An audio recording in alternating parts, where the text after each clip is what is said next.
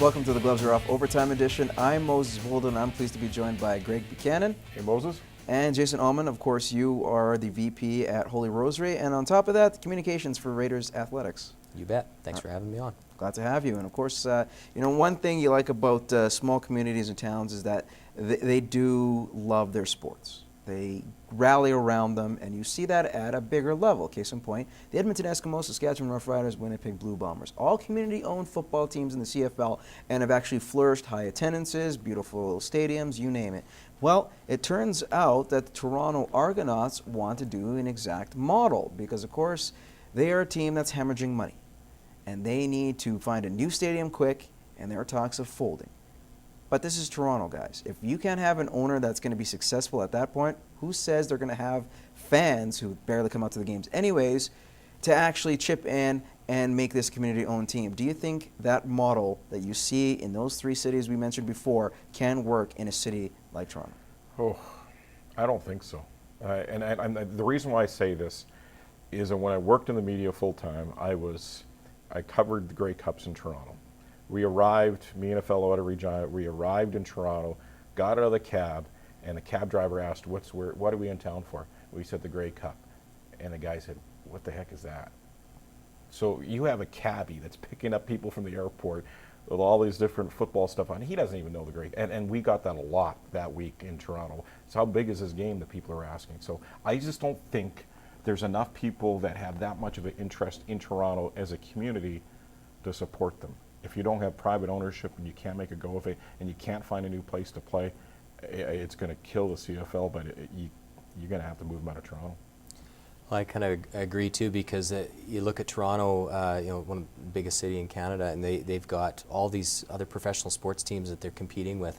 Not so sure if the community ownership's going to change the mentality of the fans and make them want to come out even more than if it's just one or two ownership or a corporate group.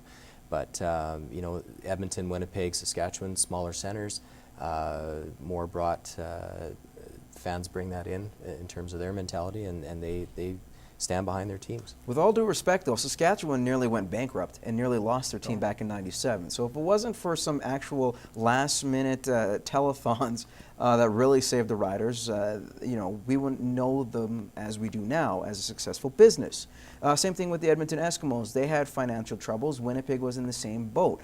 Why can't Toronto be a model where you say, yes, you know what, if we could have a certain group of people that we're going to, focus on, the Argo fans, those die-hard double blue fans, would it not help? I think that it's going to be tough in a city like that, and there's so much to do in Toronto.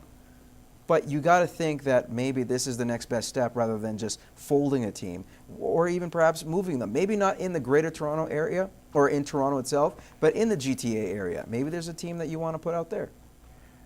Can that work? Well, the thing is they have to do something because right now it's not working. They don't really have a home. As much as they play at Rogers, that is their home as in games. But as for practice facilities, I know there's reports out that their dressing room is these portable trailers. So some of these football players that come up from the States, their high school facilities were better than what they're practicing in Toronto, which is horrific. So something has to give. And if Maple Leaf ownership group, Sports Entertainment does not want to take over the Argos and run them like how they should, then they're in need of an owner. And I don't think there's enough community ownership of that team to step up and say, we want to keep that team in Toronto as a community. As depressing as this Toronto thing sounds, I want to move on to Tony Romo. Now, you might say this is a little depressing if you're a Cowboys fan, but you know what? They're 2-1. I know actually there's a Cowboys fan that I know personally who actually said, we've actually put more into this year than I thought they would. He thought they'd finish 2-14. They already have 2 wins now. Not only that, but Romo has led this team. They could still finish 2-14. That's right. Hey, well, you know what? This is what I'm getting at. Romo has actually looked pretty good. Yes, he's thrown a pick here and there, but you know what? He led them to one of the biggest comebacks in Cowboys history over St. Louis. Is there any solace, or at least we should give more respect to Tony Romo? Jason?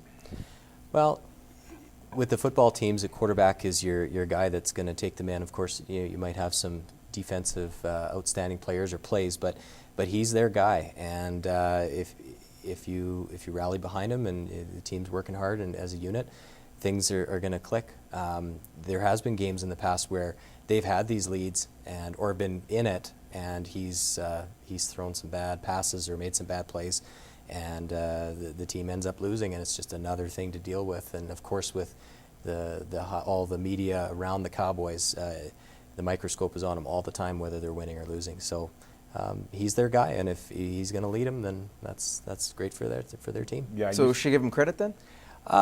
Maybe in this case, but if I guess it depends how consistently he can bring it in the future weeks. There's a lot of overrated quarterbacks in the NFL, and he's right near the top of the list. I think he's way overrated. I think if he was any other team in the NFL, he would just be a marginal quarterback. But because he's Dallas, just like that team up north in Canada called the Montreal Canadiens, where they have so much media, and the Maple Leafs too, they got so much media around them, then they make a player that's an average player bigger than life. Dion Phaneuf in Toronto, he's an average defenseman. Tony Romo in Dallas, he's an average quarterback, but because of where they play, they're blown up big time. I have no idea how many average quarterbacks have led their teams come from behind victories. I'm just saying. I think that might be a strong case. I have a stronger case for Romo being actually deserving of some credit than some blame. I know he can throw the ball all the time. He's a gunslinger, but give him credit. I think Romo is elite. He'll be fine. Greg, you'll be fine as well. I know that for sure. Thank you for joining us once again. Jason as well. We're pleased to have you on and hope to have you on soon. Sounds good. Thank you very much. And thank you for joining us on this overtime edition of Gloves. You can tune in every Tuesday night, 7:30 on CITL for the show, and then come back for the questions that we missed on that show itself. In the meantime, we will see you in 7 days.